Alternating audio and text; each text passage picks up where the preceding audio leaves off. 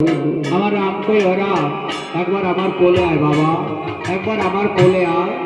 আমি কতদিন তোর মুখে মা ডাক শুনি নাই। হনুমান বলছি, কে কে তুমি রমণী? একবার পরিচয় দাও। ওরে একদিনে বলছিলাম আমি রে,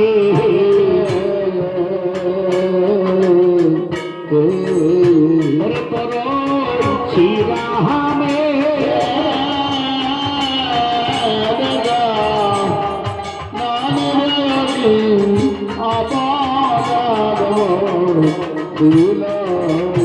সূর্য গুলো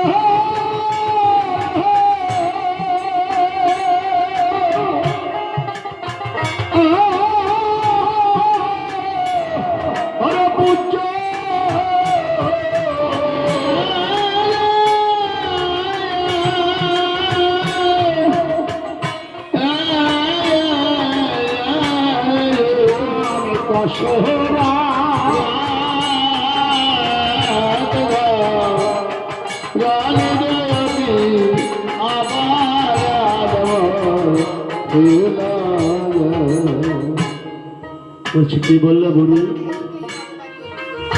আমার প্রভুর জননী? হ্যাঁ, আচ্ছা ঠিক আছে, তোমার আমার প্রভুর জননী মেনে নিলাম। আমার রাম লক্ষণ তোমার কোন পেটে ছিল? বলে আমার দক্ষিণ পেটে ছিল। পেটে দেওয়ার উত্তর দক্ষিণ আছে নাকি? হ্যাঁ বলছে আছে। বনের মানব তুই বুঝবি না, তো জীবনে তো প্রসাদ প্রাপ্ত হয়নি, বুঝবি কি করে? আচ্ছা ঠিক আছে, মেনে নিলাম। তো রাম লক্ষণ জন্ম নিয়ে কি খাইছিল? তোমার বুকে তো কিছু দেখা টাকা যায় না, পাকা রাস্তার মতো সমাহান। আমার রাম শুনে কাঁদতে কাঁদতে সব শুকোয় বস হয়ে গেছে। ও মানে বলে বুড়ি, জানিস মায়ের ঘুরে এই লেমুরে রাখাতে আমি ধরে থাকবো মাথার ঘুরে ধরতে যখন যায় রে আমার পবনের পাইয়া পালায় দেখো সে মহিরাব।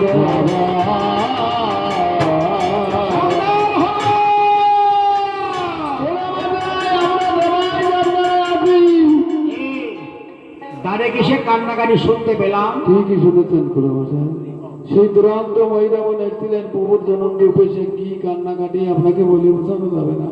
চোখের জলে ধস নেমেছে, এদিকে জল যাচ্ছে, ওদিকে জল যাচ্ছে, ওদিকে জল যাচ্ছে। যে ভোগটি মেরেছি, পড়ে গিয়ে দাঁত ভেঙে দিক দিয়ে মেরেছে দৌড়। হায় হায় রে, কি যে দুর্দশা পড়ছি মা তোমার দেশে আয়া। না যেতে এসে বাড়ি না যেতে থাকতে কোনটা করে বলতে পারতেন। এমনিতেই মানুষ, তারপর মাইকে আবার বার্তা আছে, আবার কমতা আছে। এই যে কি অশান্তি।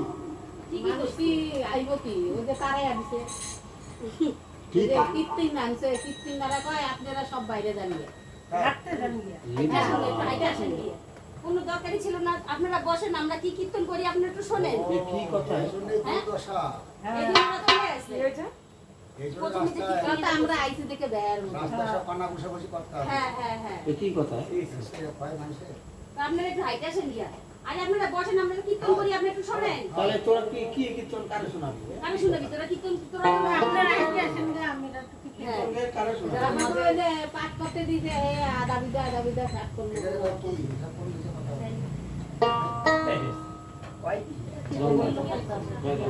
এই যে যারা মাঝে দিয়ে কইছে মা মাঝখানে যে কীর্তনটা করলো, এই মেয়ে ছেলেরা কাটলো এই দলটা। মেয়ে ছেলে, হ্যাঁ একটা মেয়ে ছেলে। হ্যাঁ হ্যাঁ তাই হ্যালো হ্যালো দেখছেন এই গান গাওয়া যায়। মাইক ছাড়া ভালো না। এদিকে নাই লোক, এদিকে মাইকের জ্ঞান জানে। এই মাইকের বাইরে গেল না এই বছরদিন না। মাইক থেকে বাইরে আপনাদের মুখ ভালো করে শোনা তো। পত্রিকা মাইক ছাড়া। এই একজনের মাইকে।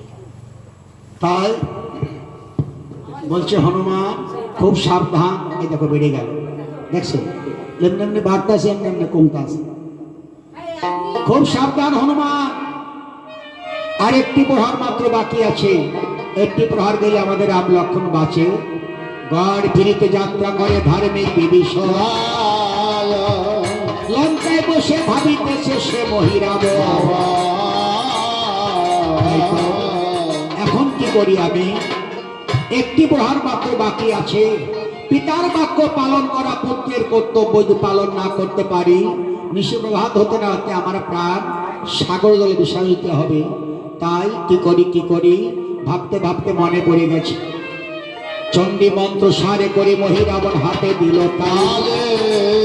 দেখিতে দেখিতে বিভীষণের ধরে তখন। এবার তুমি কোথায় যাবে হনুমান? ছদ্মবেশী মহিরাবণ বিভীষণ ধারণ করে ছুটতে ছুটতে সে বলছে, একে ঘোড়া মশাই, তুমি এইমাত্র গড় ভ্রমণ করতে গেলে আবার ফিরে আসলে কেন?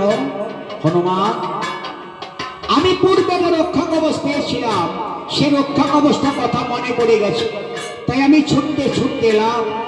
দু ভাইয়ের চুলে বাঁধতে পারলে আমাদের কোনো ভয় থাকবে না।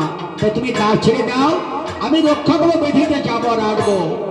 ঘোড়া মশাই, ওই রক্ষা কবচটা লাগবে না, এই তোর কয়টুক সময় আছে, এসো আমরা বসে বসে দ্বার পাহারা দেবো, দেখতে দেখতে নিশিপ্রভাত হয়ে যাবে। হনুমান, তুমি আমাকে অবিশ্বাস করছো? হ্যাঁ ঘোড়া মশাই, দ্বার আমি ছাড়বো না। আচ্ছা হনুমান, তোমার মনে পড়ে আমার একমাত্র পুত্র ছিল তরুণী, তার মৃত্যুর কথা বলেছিল প্রভুর কাছে। হনুমান এইবার দুর্বল হয়ে গেছে। দেখেছেন মা, প্রতিটা মানুষের দুর্বল জায়গা আছে, সে দুর্বল জায়গাটার কথা আপন প্রিয়জনের কাছে বলবেন না। কেন? সুযোগ পেলে আপনাকে এইখানে আঘাত করবে।